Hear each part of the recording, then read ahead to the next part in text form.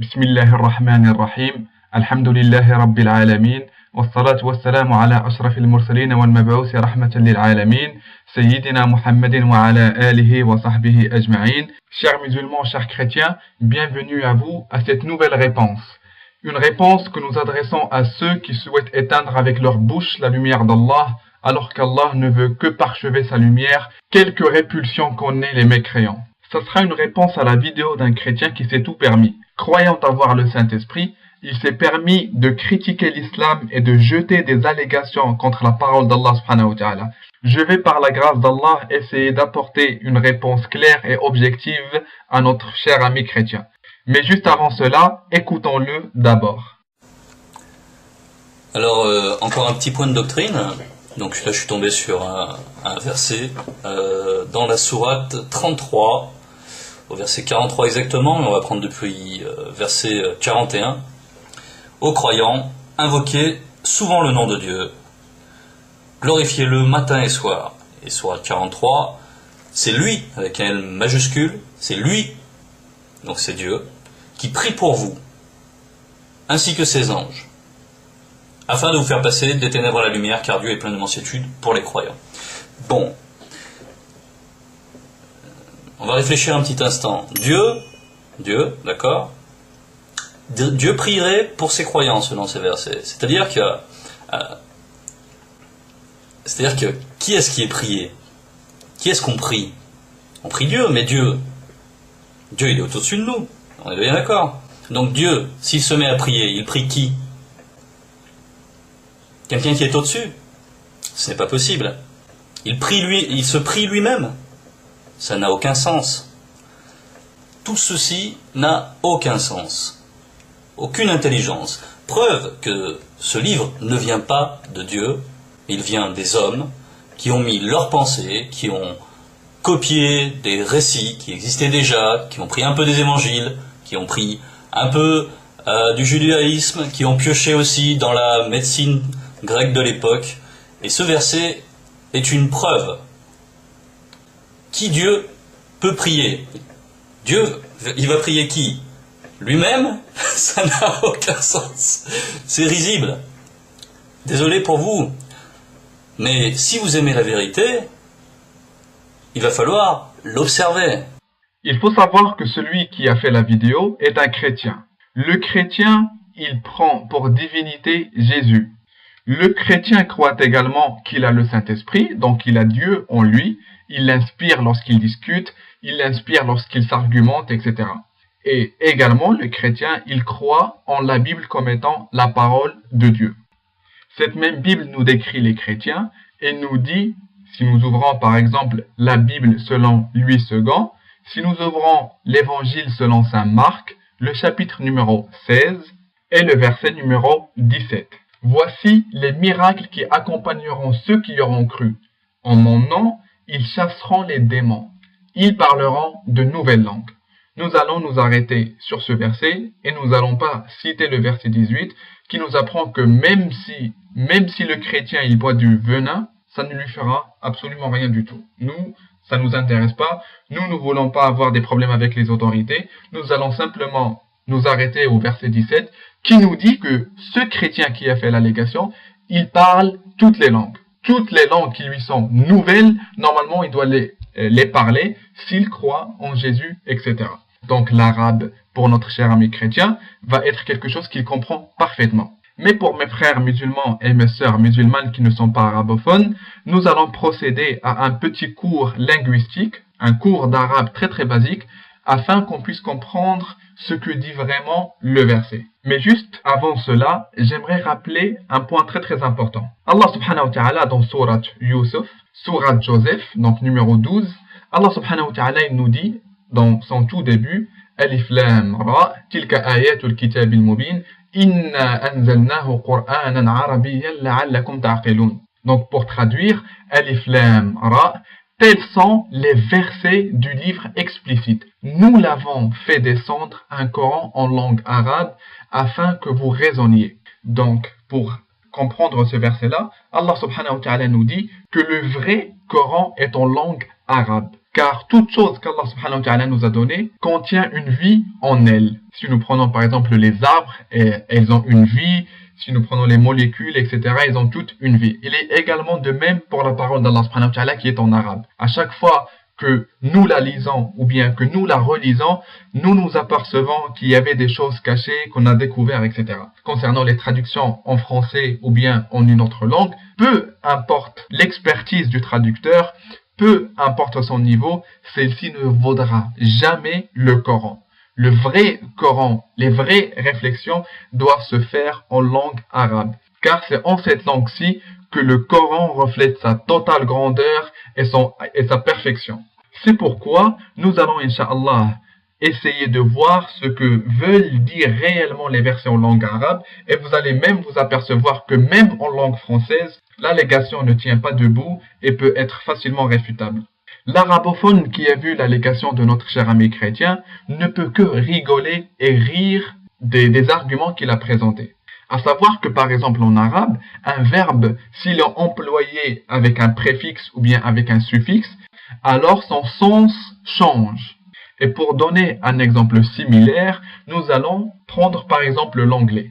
En anglais, il y a ce qu'on appelle les phrasal verbs. Ces verbes-là, en fait, si un même verbe, lorsqu'il est employé avec d'autres mots, ce verbe-là change de sens. Et pour être clair, prenons l'exemple du verbe look, ou bien to look. To look, en fait, en anglais, si nous voulions en fait le traduire en français, donnerait regarder. Par exemple, to look, ça veut dire regarder. Le même verbe, si on y ajoute à sa fin le mot after, ça nous donnera look after. Qui ne signifie pas, par exemple, regarder après quelqu'un, non, mais signifie prendre soin de quelque chose ou bien s'occuper de quelque chose. Et un autre exemple, et nous allons finir avec celui-là, si nous y ajoutons le mot out, par exemple, look out. To look out ne veut pas dire, par exemple, de regarder à l'extérieur, non, mais veut dire attention, faire attention. Donc, avec cet exemple-là, nous avons compris qu'il peut y exister des verbes auxquels, si on y ajoute, je l'ai appelé préfixe ou bien suffixe, mais on va dire un autre mot, soit en avant, soit après le verbe-là, à ce moment-là, ce verbe change de sens et signifie quelque chose totalement et complètement différent du verbe à la racine, ou bien le premier verbe. Et il faut savoir qu'en arabe, il existe des similitudes, exactement pareil. Prenons le verbe et celui dont il s'agit dans le verset, le verbe « salla ». À savoir que ce verbe-là, il s'emploie avec « salla ala » et « salla li ». Nous allons nous arrêter sur la définition de chacun des deux. Commençons avec le premier, qui est celui « salla li ».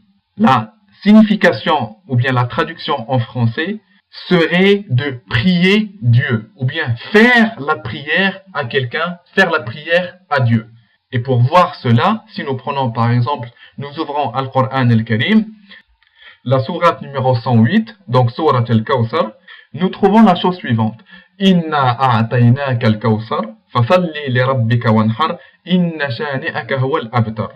D'accord. Donc ici, en fait, le verset qui nous intéresse, c'est le deuxième verset, où nous lisons « Fasalli li rabbika wanhar ».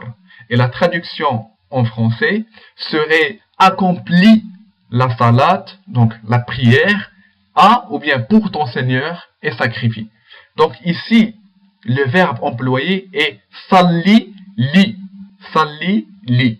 C'est pourquoi, en fait, il a traduit, la traduction est exacte, qui est celle de faire la prière, d'accomplir la prière d'adoration qui ne doit être dirigée qu'envers Allah subhanahu wa ta'ala et ne doit pas être faite à quelqu'un d'autre. Et il faut savoir également que le même verbe, celui qui est salla, peut s'employer avec ala. Salla ala. Et comme en anglais, il signifie autre chose. Et la traduction exacte de Salla ala serait de bénir ou bien d'apporter la bénédiction ou bien d'apporter la miséricorde ou bien demander l'apport de miséricorde ou bien de bénédiction, selon en fait celui qui fait cet acte-là. Et il y a plusieurs exemples dans le Coran. Si nous ouvrons par exemple Surat al-Baqarah, donc la sourate numéro 2, et le verset numéro 156. 156. Nous lisons. أولئك عليهم صلوات من ربهم ورحمة وأولئك هم المهتدون.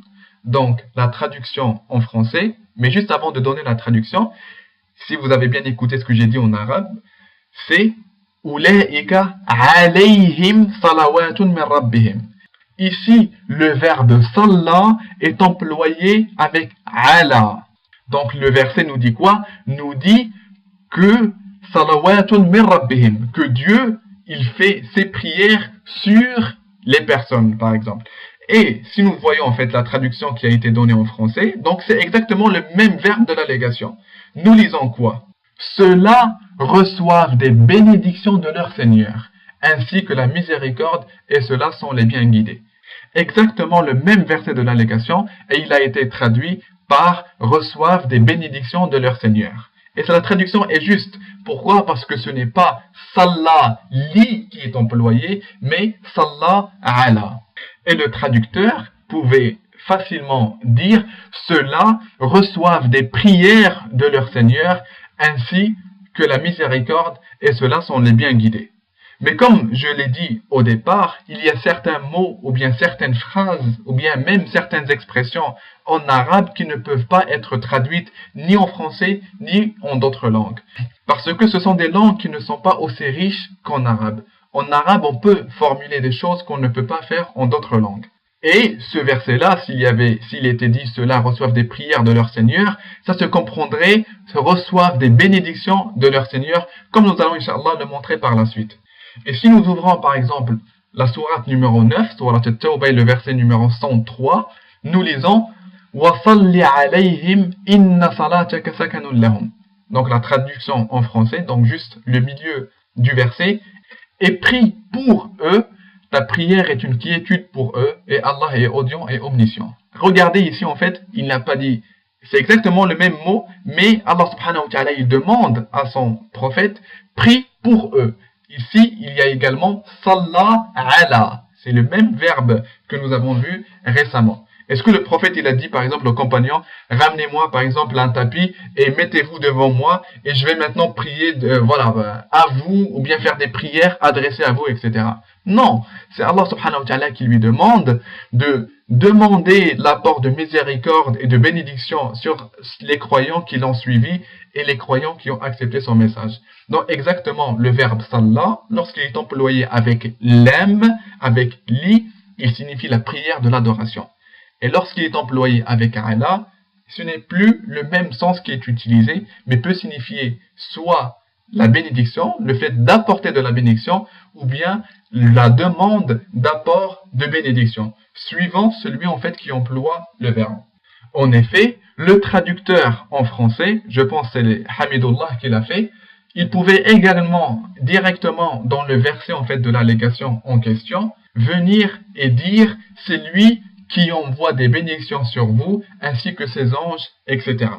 Et d'ailleurs, si nous ouvrons par exemple le Coran en anglais, la traduction faite par Yusuf Ali, nous lisons donc toujours la même sourate numéro 33 et verset 43, donc celui que notre cher ami chrétien est cité, on y lit « He is who sends blessing on you as do his angels ». Donc la traduction en français qu'on pourrait donner est « C'est lui qui envoie des bénédictions sur vous, ainsi que ses anges, afin qu'ils vous fassent sortir des ténèbres à la lumière, etc. » Ici, le traducteur, Yusuf Ali, il a traduit également, comme pourrait le comprendre, chaque musulman arabophone lisant le Coran al-Karim. Parce que le verbe employé, donc je le redis encore une fois parce que c'est la base en fait, la base de la réponse c'est ça. Parce que le verbe employé n'est pas Salla li, mais Salla ala. Et juste pour avoir le cœur net et répondre facilement à nos amis chrétiens, je vais, Inch'Allah, citer les paroles des grands savants de l'islam et les grands savants de la langue arabe lorsqu'ils se sont arrêtés sur ce verset-là et savoir s'ils ont dit ou bien s'ils l'ont expliqué comme notre cher ami chrétien ou bien s'ils se sont fiés aux règles de la langue arabe et l'ont expliqué comme nous venons de voir, signifiant l'apport de miséricorde, etc.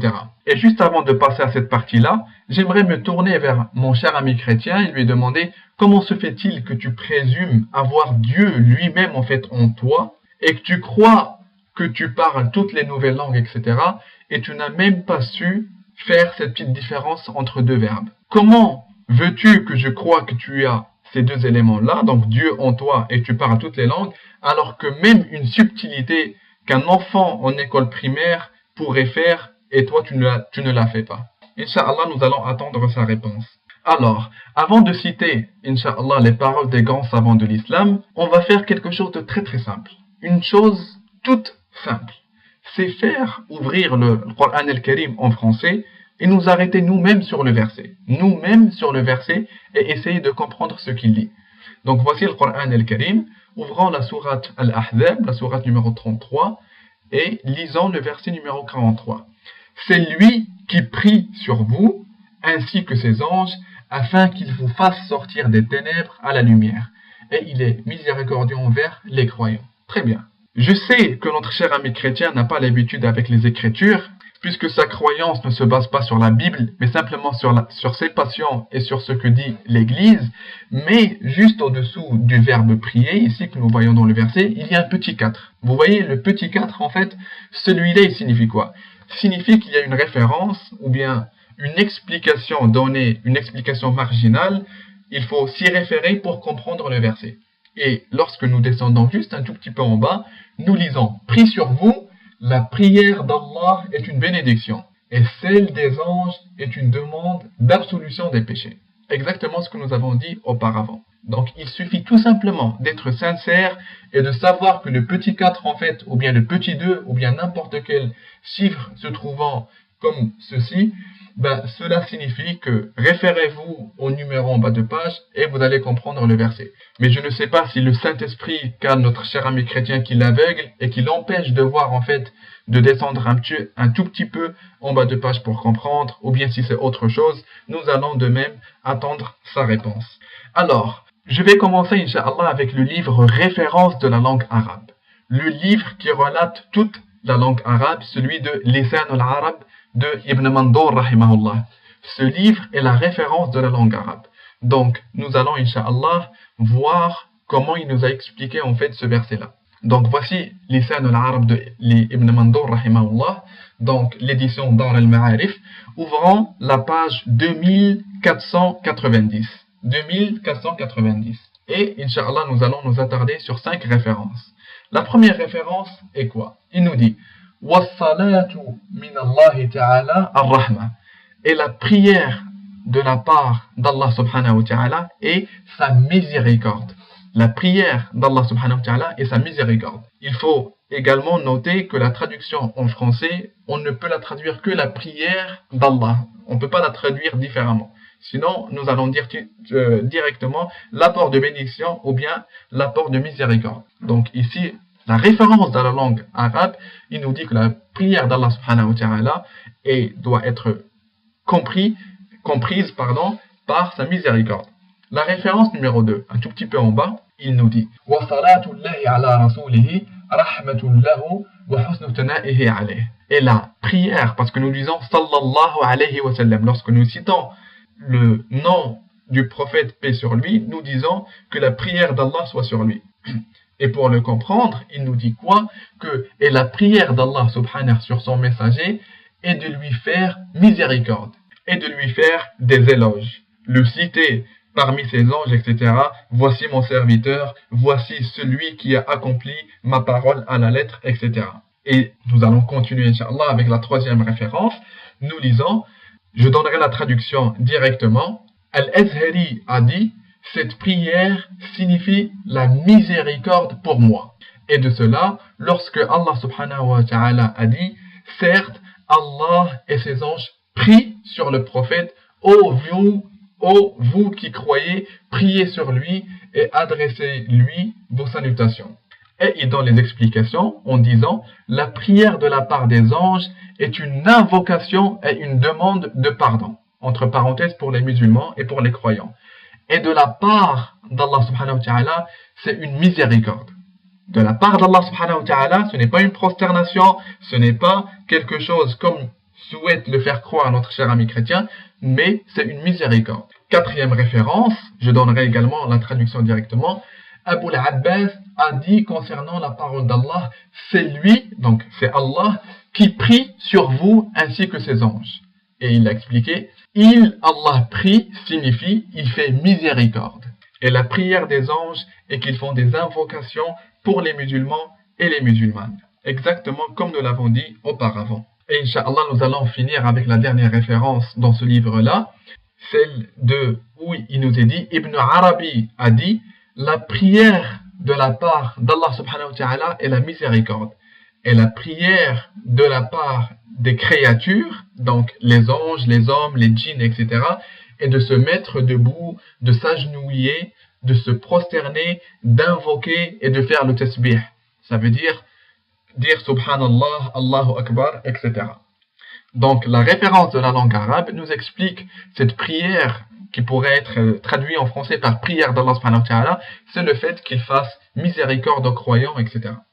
Maintenant, le deuxième document que nous allons ouvrir est celui de At-Tafsir al-Muyassar, l'exégèse simplifiée. Donc c'est une exégèse très très simple permettant de comprendre le sens des versets assez facilement. Donc le voici devant nous, donc Tafsir al-Muyassar. Donc nous allons ouvrir Inch'Allah la page numéro 423. Donc c'est une annotation également sur le verset. Donc le même verset de Surat al-Ahzab, Surat numéro 33 et verset 43. Nous lisons. Et je vais donner la traduction directement. Donc l'annotation nous dit quoi? Concernant le verset 43, c'est lui, Allah, qui vous fait miséricorde et qui vous fait des éloges et ses anges font des invocations pour vous, afin qu'Allah vous fasse sortir des ténèbres, de l'ignorance et de l'égarement à la lumière de l'islam. Encore une fois, cette prière d'Allah subhanahu wa ta'ala est simplement le fait qu'il fasse des miséricordes pour les musulmans et pour les croyants. C'est celle des anges et le fait qu'ils font des invocations pour qu'Allah subhanahu wa ta'ala puisse nous pardonner. Remarquez que cette exégèse s'appelle l'exégèse simplifiée. Simplifiée. Que notre cher ami chrétien, avec le Saint-Esprit qu'il a et avec le verset biblique qu'il comprend toute la langue arabe, n'a même pas pu le comprendre par lui-même. Ça concernait en fait le deuxième document. Maintenant, nous allons ouvrir Tafsir al-Tabari. Tafsir al-Tabari, le grand imam Tabari, nous aussi en fait, il s'est arrêté sur ce verset-là et nous l'a expliqué. Il nous dit dans le volume numéro 19 et la page numéro 123, et je donnerai également la traduction directement. À noter que vous pouvez suivre en fait toutes les références à l'aide du PDF que vous allez trouver Inch'Allah dans la description. Vous aurez toutes les références en langue arabe et en langue française. Donc je lis. Concernant celui Allah qui prie sur vous, ainsi que ses anges, Allah subhanahu wa ta'ala nous dit, votre Dieu à qui vous faites beaucoup d'invocations et que vous glorifiez à la pointe et au déclin du jour, si vous faites cela, c'est lui qui vous fait miséricorde et qui vous fait des éloges. Et ses anges font des invocations pour vous. En plus, c'est vrai, si nous lisons le verset 42 de la sourate en question, Allah subhanahu wa ta'ala nous demande de faire des invocations et de le citer jour et nuit. Et comme le dit l'imam al-Tabari, si on fait cela, Allah subhanahu wa ta'ala nous fera miséricorde et nous citera au sein des anges et nous fera des éloges, etc. Et je continue. Et il a été dit que la signification de c'est lui, Allah, qui prie sur vous ainsi que ses anges, et qu'Allah subhanahu wa ta'ala propage ou bien diffuse sur vous les plus belles paroles dans ses serviteurs. Et concernant, afin qu'il vous fasse sortir des ténèbres à la lumière, il a été dit, les anges d'Allah subhanahu wa ta'ala vous font des invocations et Allah subhanahu wa ta'ala vous fait sortir de l'égarement à la guidée et de la mécréance à l'islam. Encore une fois, la prière d'Allah subhanahu wa ta'ala n'est que le fait qu'il fait miséricorde à ses croyants et qu'il fait des éloges à ses serviteurs qui ont respecté sa parole et qui l'appliquent comme il se le doit. Je vais, Inch'Allah, maintenant finir avec la dernière référence, qui est celle de Sahih al-Bukhari. Sahih al-Bukhari, le volume numéro 6, donc la porte numéro 65 et la page numéro 120. Cette porte-là, en fait, elle parle du verset où Allah subhanahu wa ta'ala il a dit « Certes, Allah et ses anges prient sur le prophète, ô vous qui croyez, priez sur lui et adressez-lui vos salutations. » Donc, c'est exactement la même, on va dire le même verset que l'allégation, celui qu'Allah subhanahu wa ta'ala il prie. puisqu'il est dit Allah prie sur le prophète, etc. Donc, on lit dans Sahih al-Bukhari, Abu al-Aliya a dit la prière d'Allah et qu'il fait des éloges à ses serviteurs auprès des anges. Et la prière des anges est l'invocation. Donc, encore une fois, et ceci en fait est de la nature de la langue arabe, le verbe employé n'est pas salla li, mais salla ala, qui signifie tout simplement le fait qu'Allah subhanahu wa ta'ala il fasse miséricorde à ses serviteurs et il fait des éloges aux croyants qui ont cru en lui et qui ont respecté sa parole. Donc, encore une fois, je me demande comment se fait-il que notre cher ami chrétien, qui est le Saint-Esprit, qui a tous ses pouvoirs, etc., n'a même pas pu comprendre une chose aussi basique.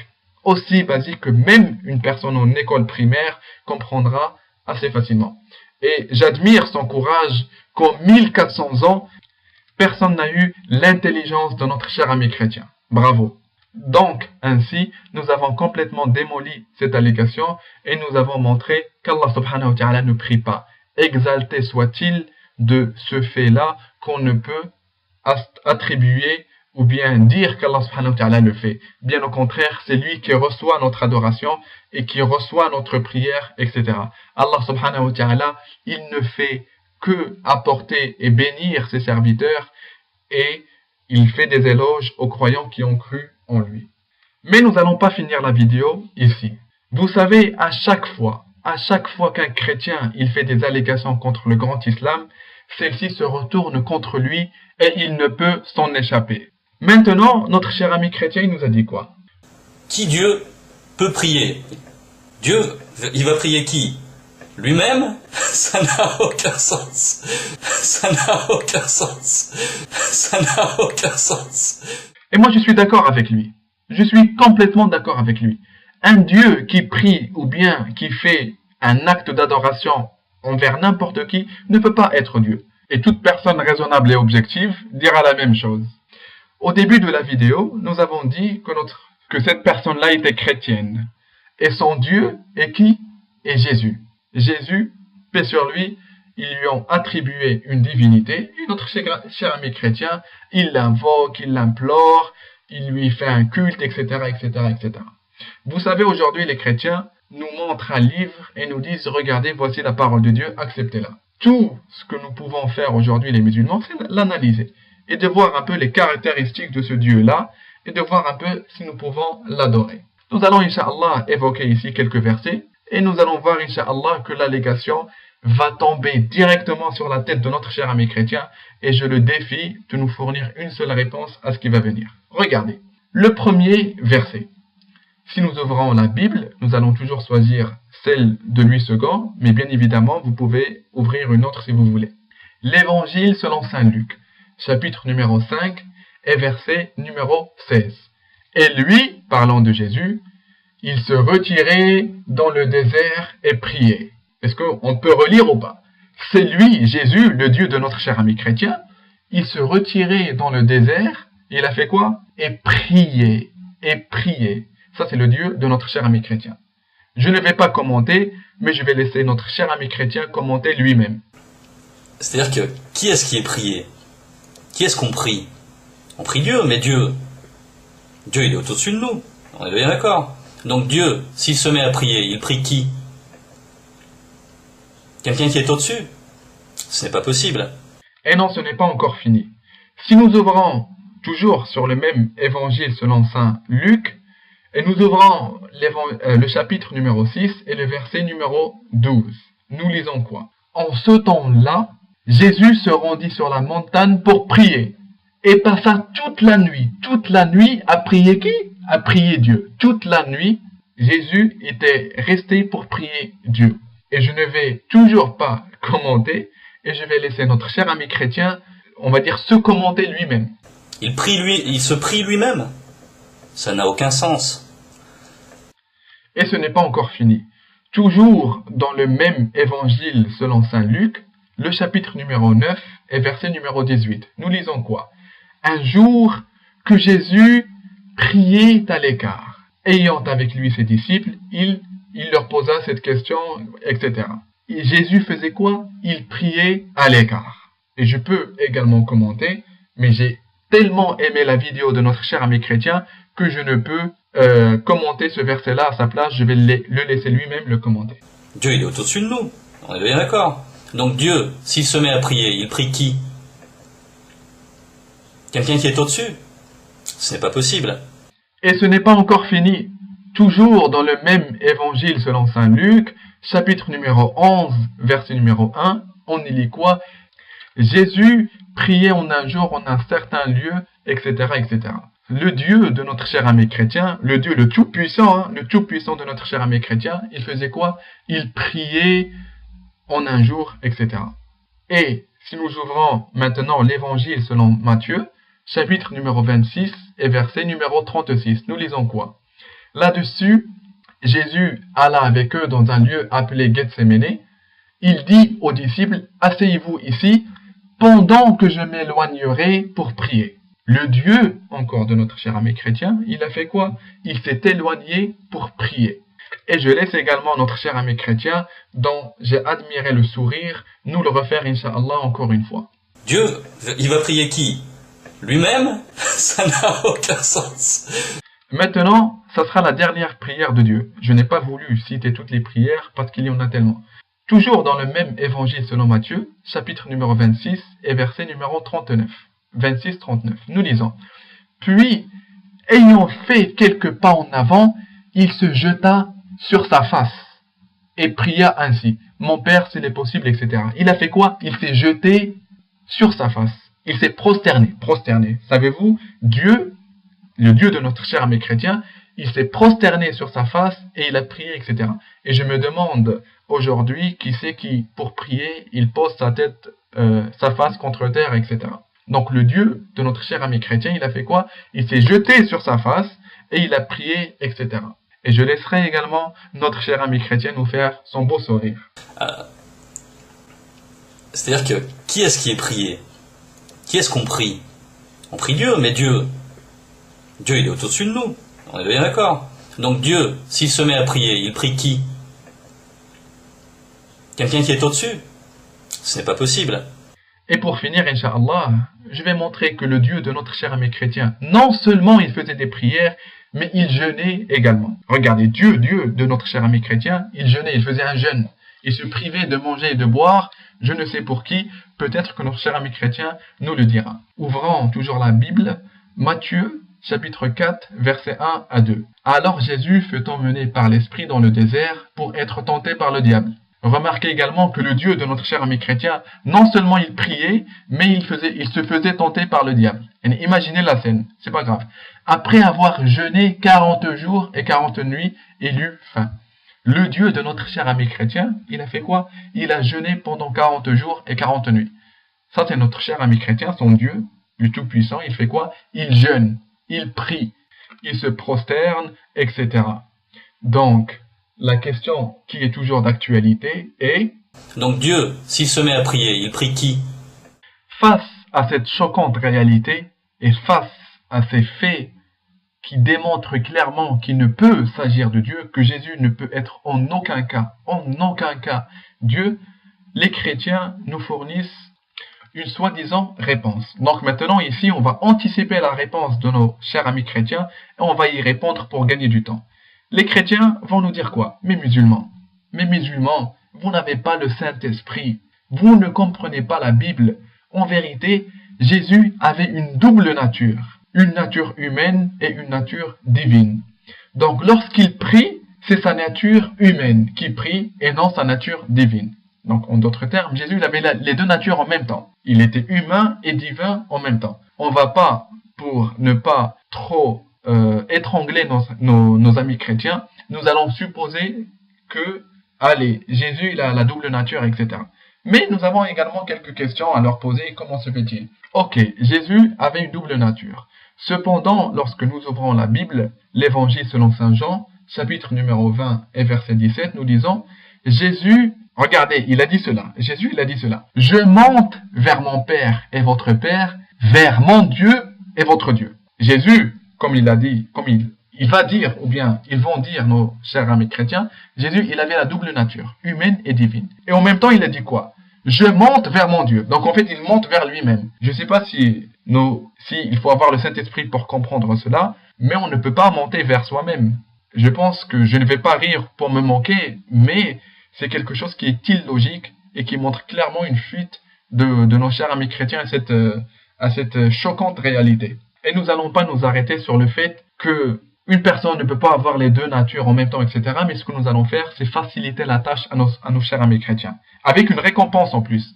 Une récompense que vous allez voir, Inch'Allah. Il y a un verset biblique qui, pour moi, est le verset fondamental. Le verset que tout musulman doit apprendre. Lorsque nous ouvrons la Bible, dans l'Évangile selon Saint Jean, chapitre numéro 18, versets 19 et 20. Nous lisons. Le souverain sacrificateur interrogea Jésus sur ses disciples et sur sa doctrine. Le souverain sacrificateur, il a interrogé Jésus sur sa doctrine. Donc, le Dieu de notre cher ami chrétien, il avait une doctrine, une croyance, etc. Jésus lui répondit, écoutez bien, j'ai parlé ouvertement au monde, j'ai toujours enseigné dans la synagogue et dans le temple, où tous les juifs s'assemblent, et je n'ai rien dit en secret. En secret, je n'ai absolument rien dit. Et nous, musulmans, nous confirmons cela.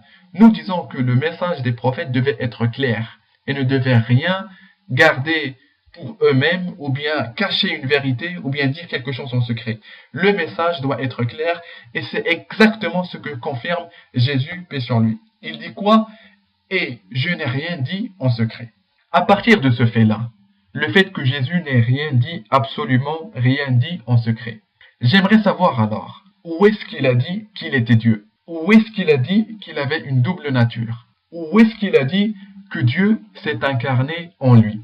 Si notre cher ami chrétien en question, ou bien n'importe quel chrétien qui me montre où est-ce que Jésus, puisqu'il n'a rien dit en secret, il a dit, écoutez, moi je suis Dieu, ou bien écoutez, j'ai une double nature, ou bien écoutez, Dieu s'est incarné en moi, je me convertis au christianisme. Et plus que cela, je demanderai aux abonnés de la chaîne Anti-Shubuhat, qui sont, alhamdoulilah, aujourd'hui plus de 4500 personnes, de se convertir également au christianisme. Et écoutez, moi à votre place, je chercherai tout de suite ce verset-là et je vous l'amènerai.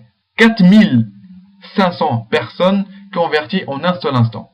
Et je donnerai tous mes efforts pour continuer la chaîne. Et je serai désolé pour mes frères musulmans, mais je devrais en fait convertir la chaîne en une chaîne chrétienne. Pourquoi? Parce que nos chers amis chrétiens vont nous sortir le verset où Jésus il a dit « Moi je suis un Dieu », etc., etc.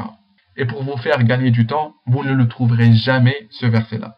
Jamais vous ne trouverez ce verset-là. Bien au contraire, Jésus réfute les chrétiens par lui-même. Je n'ai jamais vu une croyance où celui qu'on adore réfute ses propres croyants. Si nous ouvrons la Bible dans l'Évangile selon Saint Jean, chapitre numéro 8, verset 40, nous lisons quoi? « Mais maintenant, vous cherchez à me faire mourir. » À savoir qu'ici, Jésus parlait aux Juifs. Il leur disait quoi? Mais maintenant, vous cherchez à me faire mourir. Moi, un Dieu qui vous ait dit la vérité?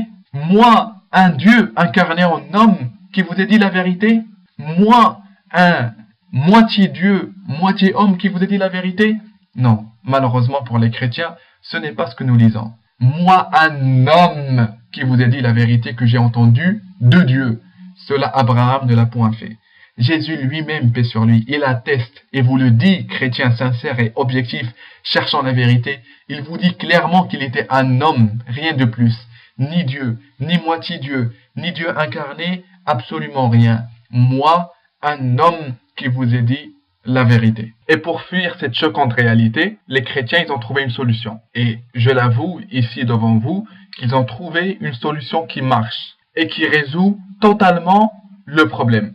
En fait, la Bible que nous avons vue, c'est celle selon David Martin. Ouvrons maintenant celle selon Louis II, donc toujours l'évangile selon Jean, et chapitre numéro 8 et verset numéro 40. Nous lisons quoi? Donc, le début du verset, c'est toujours le même. Mais maintenant, vous cherchez à me faire mourir. Moi, qui vous ai dit la vérité que j'ai entendue, etc. La solution que les savants du christianisme ont trouvée pour fuir cette réalité est de supprimer carrément le mot homme. Comme ça, il n'y aura plus de problème et les chrétiens auront un argument disant « Attendez, mais Jésus il n'a jamais dit qu'il était un homme ».